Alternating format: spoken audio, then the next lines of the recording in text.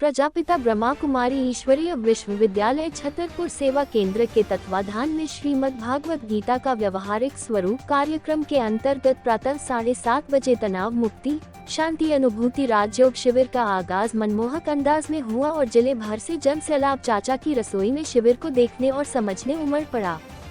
कार्यक्रम का शुभारंभ माउंट आबू राजस्थान से मुख्य वक्ता के रूप में पधारी बीके उषा ने प्रथम सत्र के विषय स्व की शक्ति की पहचान से तनाव मुक्त जीवन पर प्रकाश डालते हुए कहा कि आध्यात्मिक प्रतिरोधक शक्ति जब कम होती है तो हर एक छोटी बड़ी बात मन को प्रभावित करती है। जब किसी के ऊपर दबाव बढ़ता है और उसके मन की कैपेसिटी उतनी नहीं होती तब तनाव होता है। डर तनाव का ही एक स्वरूप है। उन्होंने कहा कि आज व्यक्ति के ऊपर कई दबाव हैं, एक भूतकाल का दबाव, दूसरा भविष्य का दबाव, साथ ही वर्तमान का दबाव और इन सब दबाव के बीच में व्यक्ति है। आज का इंसान चारों ओर से दबाव महसूस कर रहा है। जिस युग में हम जी रहे हैं वह अनिश्चितता का युग है। इन सभी दबाव से निकलने के लिए स्पिरिचुअल इम्यूनिटी को बढ़ाने की आवश्यकता है। दादी नानी जिस प्रकार शरीर की इम्यूनिटी बढ़ाने के नुस्खे देती हैं, ठीक उसी तरह सकारात्मक चिंतन से मन की इम्यूनिटी को बढ़ाया जाता है। उन्होंने कहा कि आज व्यक्ति के पास आध्यात्मिकता के लिए टाइम नहीं है। आध्यात्मिक चिंतन मन के लिए पौष्टिक आहार है। मेडिटेशन और आध्यात्मिकता के माध्यम से हम अपने मन की धार तेज करें, मन को सशक्त और पावरफुल बनाएं। उन्होंने खेल का उदाहरण देते हुए कहा कि भारत में क्रिकेट खेल बहुत पसंद किया जाता है। जिस तरह एक टीम के 11 खिलाड़ी अपोजिशन के 2 खिलाड़ी को घेरे खड़े होते हैं और उसे हर तरह से आउट करना चाहते हैं, लेकिन इसके बावजूद बल्लेबाज जब अच्छा शॉट खेलता है तो दर्शक उसका अभिवादन करते हैं। ठीक उसी तरह आज के मनुष्य का जीवन है जो चारों ओर से समस्याग्रस्त है। जो इसमें सही निर्णय लेता है वह सफल है। चुनौती के अंदर अच्छे निर्णय लेने होते हैं तब सभी एप्रिसिएट करते हैं। चुनौतियों को सकारात्मकता से पार करने वाले को ही हीरो कहते हैं।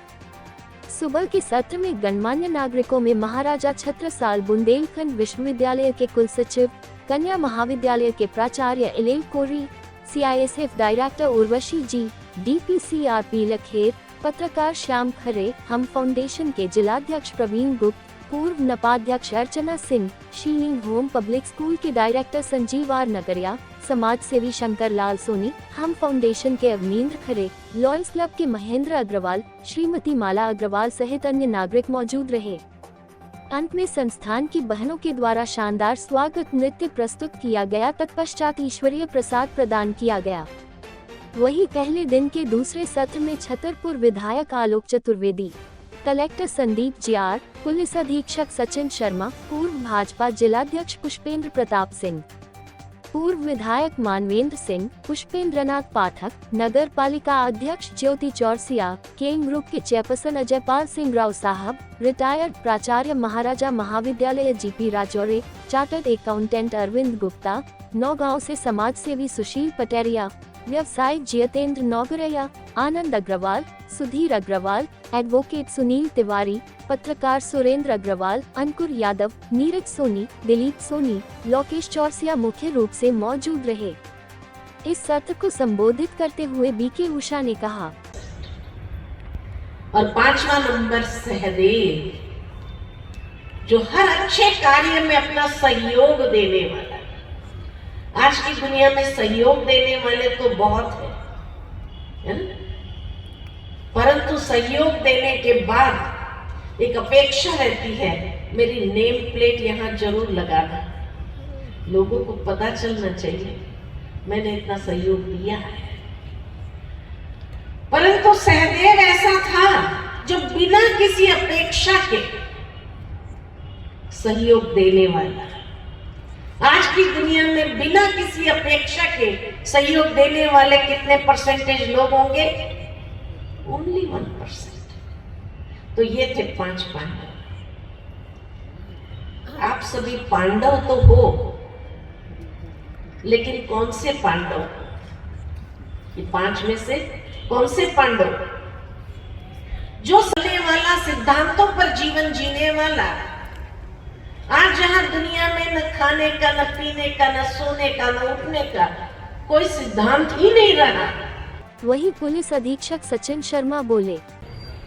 सबसे पहले मैं आप सभी का आभार व्यक्त करता हूँ कि इस कार्यक्रम में आपके माध्यम से बैठने का अवसर प्राप्त हुआ। जितने भी लोग यहाँ बैठे हैं, पीछे का जो शीर्षक है वो भगवत गीता को आसान शब्दों में समझने का है। तो जितने भी लोग बैठे हैं, मेरा सभी से आग्रह है, एक बार अपना ध्यान बाईं तरफ ले जाइए। बाईं तरफ एक चित्र है जो भगवत गीता के प्रथम पृष्ठ या कवर पेज पर होता है। तो आज के बाद जब भी कभी भविष्य में आप इसको देखेंगे तो कुछ चीजें समझना बहुत जरूरी है कि जो रथ है वो मानव का शरीर है, वो हमारा शरीर है। उसके बाद जब आप लगाम को देखते हैं तो लगाम उस शरीर की सांसें हैं। तो जैसे बिना सांसों के शरीर का कोई महत्व नहीं है, उसी तरीके से बिना लगाम के भी रथ का कोई महत्व नहीं है। इसके बाद आप घोड़ों की तरफ जाइए तो घोड़े इंद्रियां हैं। इंद्रियां वो मन के भाव हैं जो ये तय करती हैं कि हम क्या और कैसे करेंगे। जब आप अर्जुन को उस पर बैठा हुआ देखते हैं तो वो आत्मा है जो हम सभी के शरीर में है, और जो रथ का संचालन कर रहे हैं वो ब्रह्म है। जैसे कृष्ण इस पृथ्वी पे सबसे ज्यादा ज्ञानी भगवान हुए, उनके द्वारा जो उपदेश दिया गया वो 5000 वर्षों तक प्रासंगिक रहा।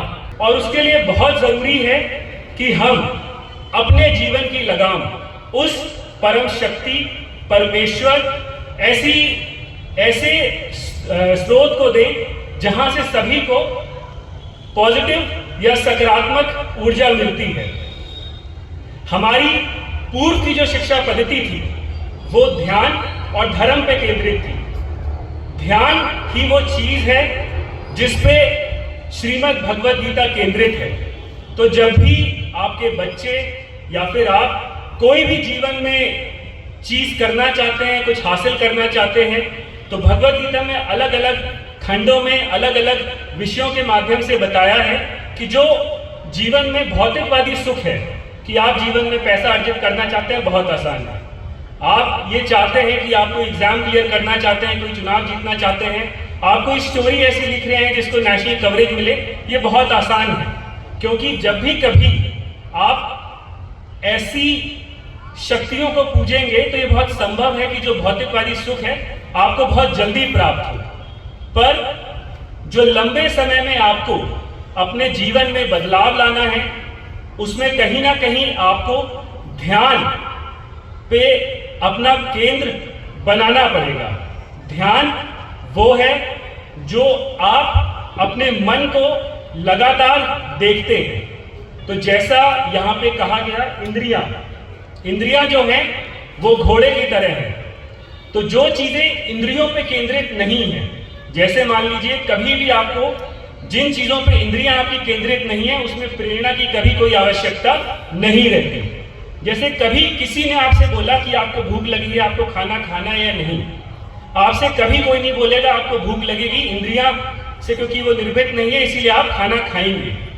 उसका महत्व आसान भाषा में ये है कि जब तक लगाम अर्जुन के हाथों में रहेगी, तो चैप्टर 2 का जो दूसरा शायद श्लोक है उसमें एक वर्णन है जहां पे वो कृष्ण से पूछते हैं कि जो लोग मेरे पूजनीय हैं, अर्जुन उवाच कथम भीष्महं संख्ये द्रोणम, इसके पश्चात उसमें वो ये पूछते हैं इशिभु प्रतियोत्सिमा पूजार हर वरी सूदना। इसका अर्थ यह है कि जो मेरे पूजनीय हैं, जिनसे मैंने ज्ञान प्राप्त किया, जैसे द्रोणाचार्य हैं, भीष्म जिन्होंने कभी महत्वाकांक्षा नहीं रखी सत्ता की, अपने पिता के दिए वचनों पे सब कुछ उन्होंने त्याग दिया।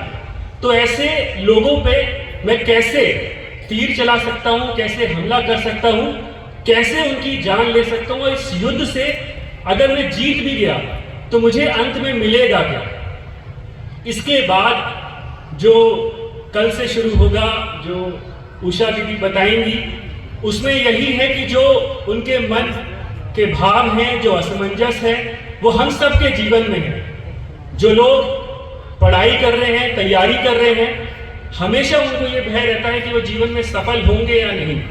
कई लोग ऐसे हैं जो कई नौकरियां कर रहे हैं, कई लोग अलग अलग क्षेत्रों में हैं, कोई मीडिया में है, कोई राजनीति में है, कोई अपने बच्चों को लेकर चिंतित है कि बच्चे हमारे 10वीं में हैं, 12वीं में हैं, क्या वो जो कर रहे हैं उतना पर्याप्त है या नहीं।